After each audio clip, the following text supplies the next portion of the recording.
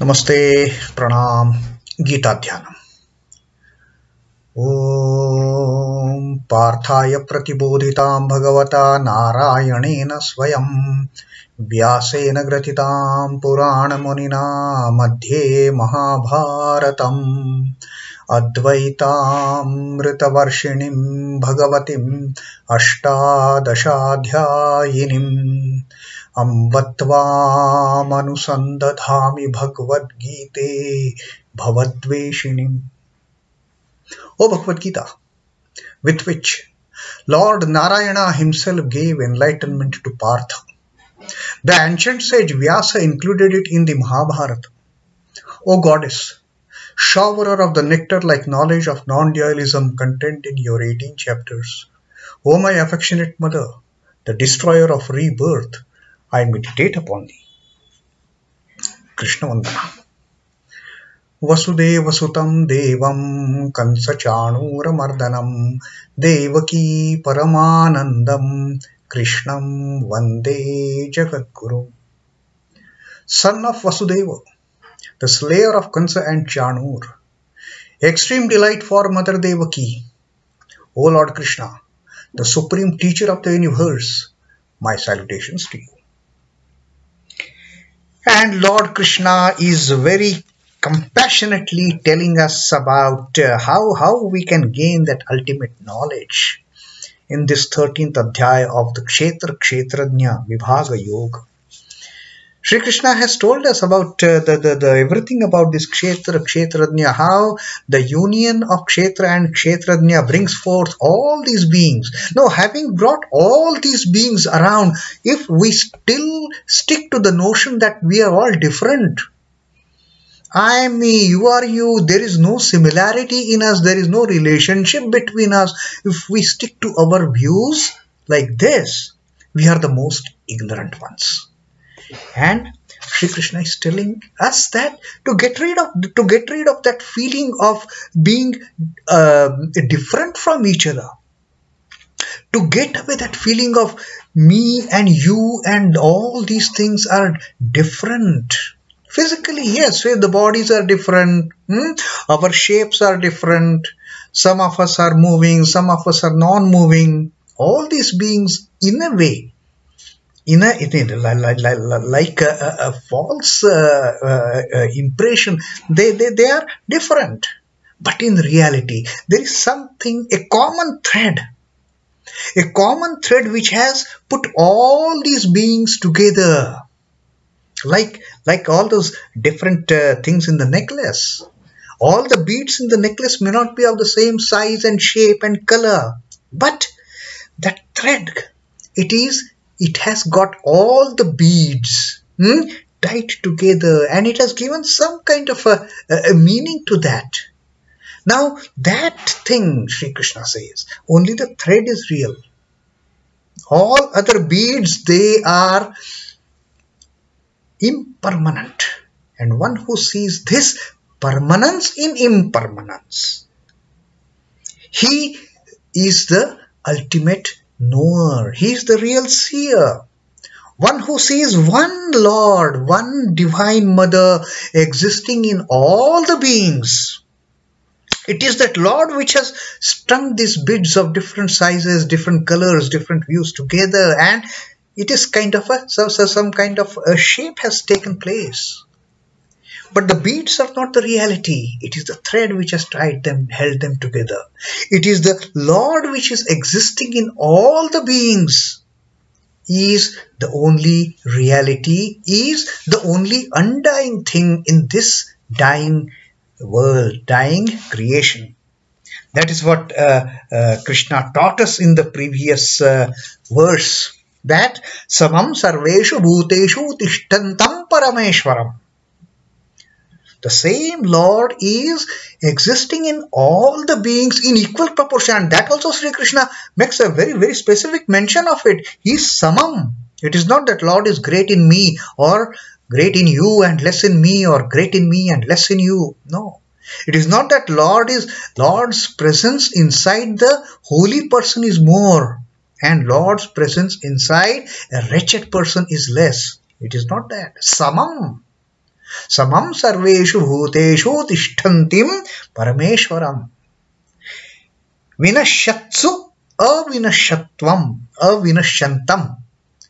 The same undying entity, one who does not die, one who does not perish, is existing in all. This is going to go out of our sight one day. Our sight is also going to go out, and everything that we see today is also going to go out. But there is something avinashyantvam that is existing in all of us who are going to perish one day. So that is the beautiful teaching of Sri Krishna. And what happens of such a person? Sri Krishna says, Yaha paśyati sa paśyati. One who sees this, one who understands this reality, he knows everything. Then, by pressing 1 or 2 grains of rice in the cooking pot, we come to know entire rice has been cooked. So, when we realize these two things, that it is the Lord who is existing in all of us, it is one undying permanent reality which has filled these dying things, which is dwelling in these dying things in the same proportion, no less, no more. Then that person sees the whole. He gets complete understanding. And what happens of such person? That now Sri Krishna is going to tell us in the 28th Shloka. What happens with such a person who Yaha paśyati sa paśyati, who sees this, who realizes this and gets the complete realization? Such a person, samam paśyanhi sarvatra samavasthitamīśvaram na hinastyātmanātmānam tato yāti parām gatim. That person goes to the supreme, he attains supreme goal. Tato yāti parām gatim. He reaches the supreme goal. Who knows this and who knows everything. Samam paśyanhi sarvatra samavasthitamīśvaram. One who sees that the Lord, that the Divine Mother is seated same everywhere. There is no distinction of more presence in one being, lesser presence in another being. The Mother is equal to all her children. The Divine Lord is existing in all the beings in the same proportion, is equally present. One who sees this, samam paśyanhi sarvatra samavasthitamīśvaram na hinastyātmanātmānam. Na hinasti, it doesn't destroy. Atmana doesn't destroy the real self. The self with the capital S. Na hinasti is not destroyed. When? Atmanam. With the death of this body, with the death of this little self, the real self, which is the ultimate reality, never dies. Body may die. We all come and go. And that's what Krishna says, that vinashyatvam avinashyatvam. He is the undying principle in all the dying principles. So Sri Krishna says, one who realizes this, that with the death of this little self, the real self never dies. Na hinastyātmanātmānam. That real self is ever existent. That real self is ever present, is omnipresent. He is all pervading. There is no death to it. One who understands this, that with the death of the death of a little self, the real self doesn't die. When the smaller self gets perished, real self is still there in its own glory, ever existing, and is existing in all the beings in equal proportions. Samam. one who sees this. Now what happens to that? Tato yāti parām gatim. That aspirant, that sadhaka, he attains the highest goal, the supreme goal. And what is the supreme goal for all of us? Supreme goal is just to get that realization, to get that enlightenment, that I am one with the mother. Having got that enlightenment, we cross over this journey of life and death. We cross over this journey, again coming back into the world, taking birth and again dying and again starting the journey. So Sri Krishna is saying this is what happens with the person who sees Lord equally seated in all the beings and who understands this reality that with the death of lower self, Atmanam na hinastyātmanānam, the real self never dies. The real self never perishes. The real self is never destroyed. That is ever existing in all its glory, in all its bliss. Because he who sees the Lord seated the same everywhere destroys not the self by the self. Therefore, he reaches the supreme goal. Therefore, he becomes one with the Lord. And therefore, like Sri Krishna says, Mad bhavat upapadyate. He attains to me. That is the ultimate goal for all of us, which we are unable to reach because of this ignorance. We don't realize this fact that it is the same Lord which is sitting, and therefore we have all these differences, therefore we have all these quarrels, therefore we have all these grudges, the jealousy, the envy, the hatred, the anger. But when we attain to this realization, there is only supreme love. Then there is no distinction between me and you. There is no distinction between holy and unholy. There is no distinction between a saint and a sinner. Then everything is the Lord. Everything is the manifestation of the Lord. Ignorance is the cause of all evils committed by man. And the worst of all evils is the belief that man is body and not the Atman. That every being is distinctly different from one another. I am more intelligent, I am more beautiful, I am more strong than anyone else in the world. That distinction. What is that distinction for?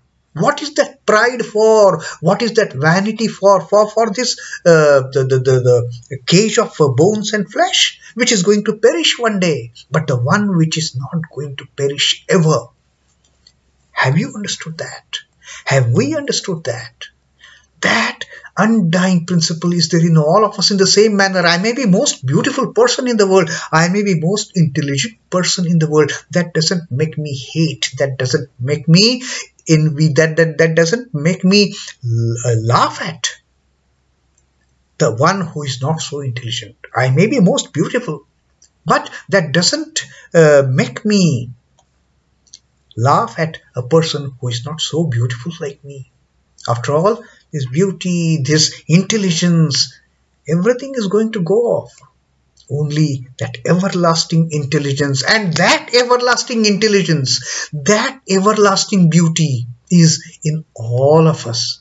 Physically, we may be something else, but that everlasting principle is there in all of us. This ignorance is the result of continuity of birth and death. As long as the person wallows in this delusion of me being different, he cannot help meeting with death repeatedly. Till the time we have this notion, I am so and so, we have to come back. Having shed this body, we have to enter another body and again start our journey. The indestructible Atman is held by him as being destroyed by death. This fool of a person, he feels that when the body dies, the Atman also dies. But Krishna says it doesn't happen so. It is because of this undying Atman there in all the beings. Beings are jumping up and down. The moment this undying principle leaves this physical frame, what happens of it? After this body is burned, it is just a 3 pound of ashes. Due to ignorance, man further believes that beings are separate from another. That is what brings in this, the feeling of, such a the feeling of being different from one another. We feel I am superior, they are inferior. Everyone feels he is superior, she is superior than others. And that's why all those feelings of grudges, of hatred, of ill feelings for others, that they are all mere modifications of the one cosmic entity, remains denied by him. We all deny this reality, that we all are carrying the same undying principle within us. Whereas the knower of Brahman cognizes nothing alien to Brahman. For a knower of Brahman, it is only the screen which is the same, which is not affected by any of the things that are projected upon it, whether it is a tragedy or a comedy or a holy movie or an unholy movie. The knower of Brahman knows it is only the screen. And on that screen appear all these things, all these diverse things, and we feel this is good, this is bad. We feel I am good, they are all bad. I am okay, you are not okay. That kind of concept that comes. But when one gets this realization, then I am okay, you are okay. The Brahman beholds the wise, the jnani, the real bhakta.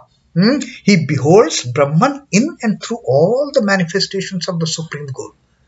For a jnani, everything is same for that matter.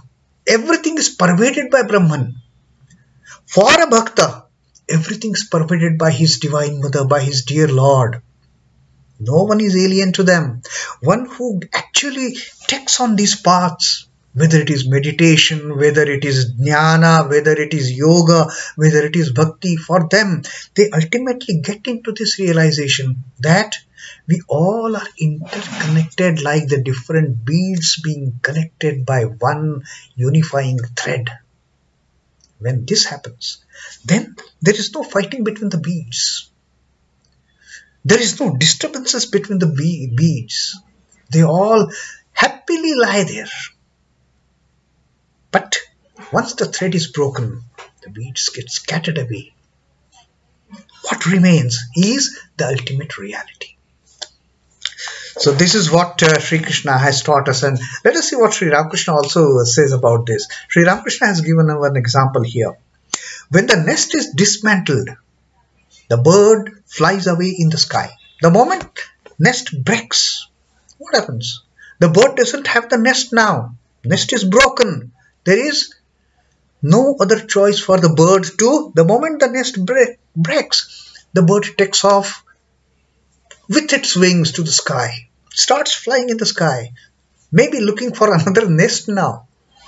But the moment one nest breaks, the bird is flying off. Now Sri Ramakrishna says, similarly, when the body consciousness is negated and attachment to the world annihilated, the Jivatman flies away into the sky of Paramatman, only to be merged onto him. And that is the parām gatim that Sri Krishna is telling us here. Ultimately, it is this Jivatman which has to fly like that bird whose nest gets broken. He flies into the vast Akasha. Likewise, when this nest, this body gets destroyed, when the real understanding dawns that it is only this body which is dying, I am not dying. it is only this body which gets perished. I never get perished. It is only when this body gets destroyed, I never get destroyed. When this realization dawns, that Jivatman, it flies off like that bird into the Akasha of the Paramatman and merges with the ultimate truth. That is the param gatim that Sri Krishna has talked here. And one gets that param gatim. Who gets that param gatim? That also Sri Krishna told us. When one sees the Ishvara in existing in all the beings in the same proportion, same Ishvara in same beings.